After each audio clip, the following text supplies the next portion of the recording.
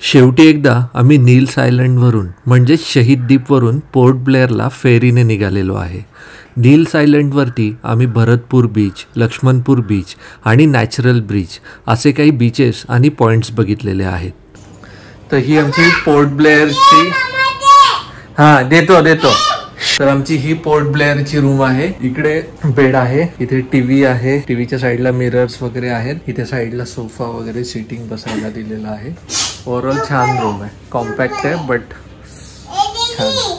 So finally आता आपण इथे सँड हेवन नावाच्या हॉटेलमध्ये पोहोचलेलो आहे, जे की पोर्ट ब्लेअर वरती आहे। तर या हॉटेलमध्ये आम्ही आल्यानंतर व्यवस्थित सगळेजण फ्रेश वगैरे झालो। इथे खरंच खूप छान वाटलं मला, म्हणजे जेवढे आधीचे रिसॉर्ट होते त्यापेक्षा हे डेफिनेटली अजून चांगलं वाटलं। तर आता आजचा जो प्लॅन आहे तो असा आहे की पटापट आपल्याला रेडी व्हायचं आहे, म्हणजे 3:30 वाजता आपल्याला सेल्युलर जेलला जायचंय आणि तिथं जो इव्हिनिंगचा जो शो असतो, लाईट शो वगैरे, तर तो आज आपल्याला बघायचा आहे। या व्हिडिओमध्ये आपण सेल्युलर जेल, जे की अंदमानमधील पोर्ट ब्लेअर आयलंडवरती आहे, हे जेल कोणी बांधले, कधी बांधले व हे जेल बांधायचा उद्देश नक्की काय होता, त्याचबरोबर जेलचा संपूर्ण इतिहास आपण या व्हिडिओमध्ये जाणून घेणार आहोत। ज्या क्रांतिकारकांना या तुरुंगात पाठवण्यात येत होते त्यांना काळ्या पाण्याची शिक्षा झाली असे म्हटले जायचे।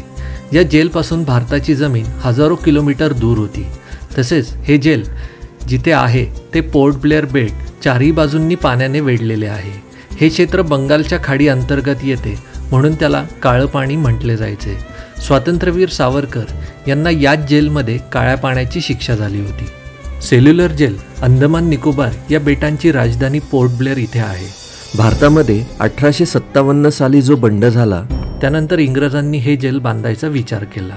या जेलचे निर्माण भारतीय स्वतंत्रता संग्रामातील क्रांतिकारकांना बंदी बनवण्यासाठी करण्यात आले होते।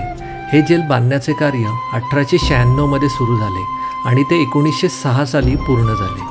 म्हणजेच हे संपूर्ण जेल बांधायला ब्रिटिशांना तब्बल 10 वर्ष लागली। हे जेल बांधण्याकरिता जवळपास 5,17,000 रुपये इतका खर्च त्या काळी आला होता। या जेलची इमारत ही लाल विटांनी बनवलेली आहे। त्यावेळी ह्या विटा बर्मा म्हणजेच आत्ताचे म्यानमार इथून आणण्यात आल्या होत्या।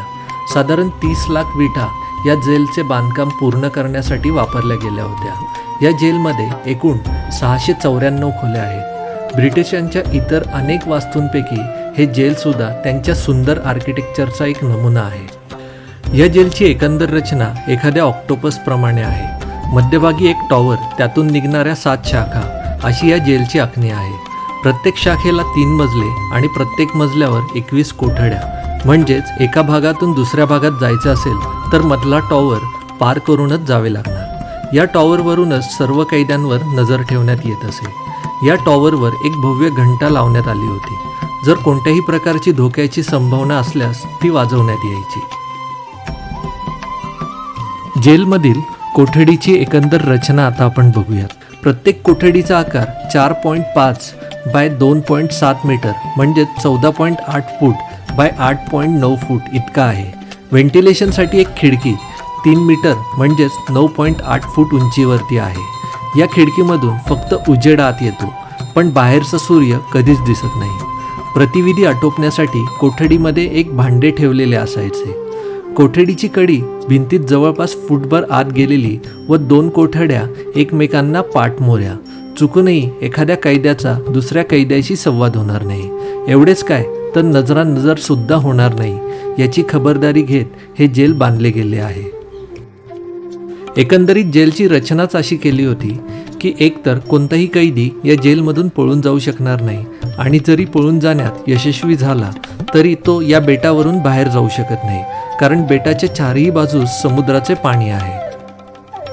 कैद्यांना वेगवेगळे ठेवण्यामागे इंग्रजांचा मूळ उद्देश म्हणजे त्यांनी एकत्र राहून स्वतंत्रता आंदोलनाशी निगडीत कुठलीही योजना न बनविणे आणि एकटेपणाने हताश होऊन इंग्रज सरकारविरुद्ध कुठल्याही प्रकारचा बंड पुकारायच्या मनस्थितीत नसणे हा होता। या तुरुंगात असणाऱ्या कैद्यांवर खूप अत्याचार करण्यात यायचे। क्रांतिकारकांकडून कोल्लूने तेल काढायचे काम इथे केले जायचे।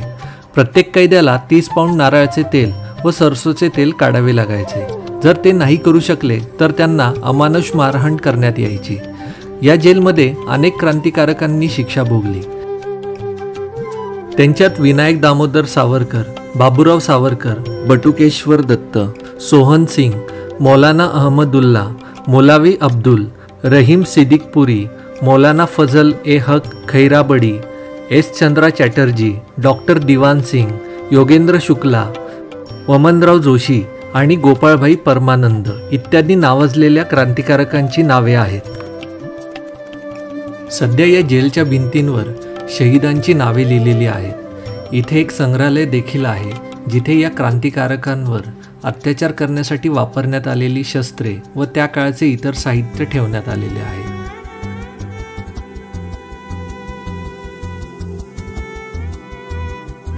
स्वातंत्र्यवीर सावरकर यांच्या कारावासामुळे हे जेल मुख्यतः चर्चेत आले.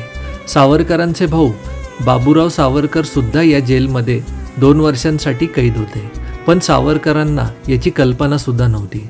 सावरकरांची कोठडी सुद्धा इमारतीच्या अगदी शेवटची कोठडी व त्यासमोर कैद्यांना फाशी द्यायची जागा. तुरुंगाची सद्यस्थिती जर बघितली तर जेलचा मुख्य टॉवर व एकूण 7 शाखांपैकी आता फक्त 3 शाखा सुस्थितीत आहेत. दुसऱ्या महायुद्धाच्या दरम्यान अंदमान बेटावर जपानी सैन्यांनी ताबा मिळवला होता. या दरम्यान आपल्या सैन्यासाठी बॅरॅक्स बांधण्यासाठी त्यांनी जेलच्या 2 शाखा पाडल्या होत्या. त्यानंतर भारताला स्वातंत्र्य मिळाल्यानंतर आणखीन 2 शाखा पाडण्यात आल्या. यामुळे अनेक माजी कैदी व राजकीय नेत्यांकडून निषेध झाला. त्यांनी याकडे त्यांचा छळाचा पुरावा नष्ट करण्याचा एक प्रयत्न आहे असा आरोप केलेला.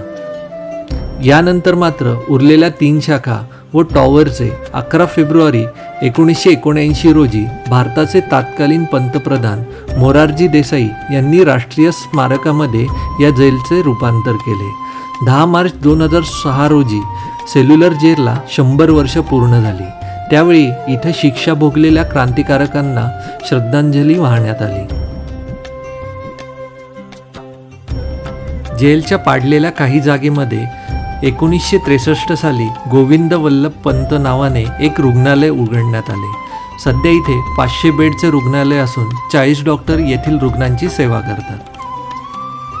साधारण हे संपूर्ण जेल बघण्यासाठी तुम्हाला 1 ते 1.5 तासाचा अवधी लागतो. तसेच हे जेल बघताना तुम्हाला जर या जेलबद्दलची संपूर्ण माहिती किंवा इतिहास जाणून घ्यायचा असेल तर इथे बरेचसे गाईडसुद्धा मिळतात. दररोज संध्याकाळी इथे लेझर लाईट शो असतो. त्यामध्ये आपले क्रांतिकारक ज्यांनी इथे शिक्षा भोगली त्यांच्या आठवणी या शोच्या माध्यमातून दाखवल्या जातात. हा शो बघताना अक्षरशः अंगावर शहारे येतात. हा शो खरंच खूप सुंदर असतो. त्यामुळे तुम्ही इथे जर आलात तर हा शो नक्की बघायला विसरू नका. तुम्हाला हा सेल्युलर जेलचा व्हिडिओ कसा वाटला हे नक्की आम्हाला कमेंट करून सांगा. आणि तुम्हाला असेच आणखीन व्हिडिओज जर बघायचे असतील तर आपल्या चॅनलला नक्की सबस्क्राईब करा. व्हिडिओच्या शेवटी लेझर लाईट शोचे काही फुटेजेस मी टाकतोय, ते नक्की बघा.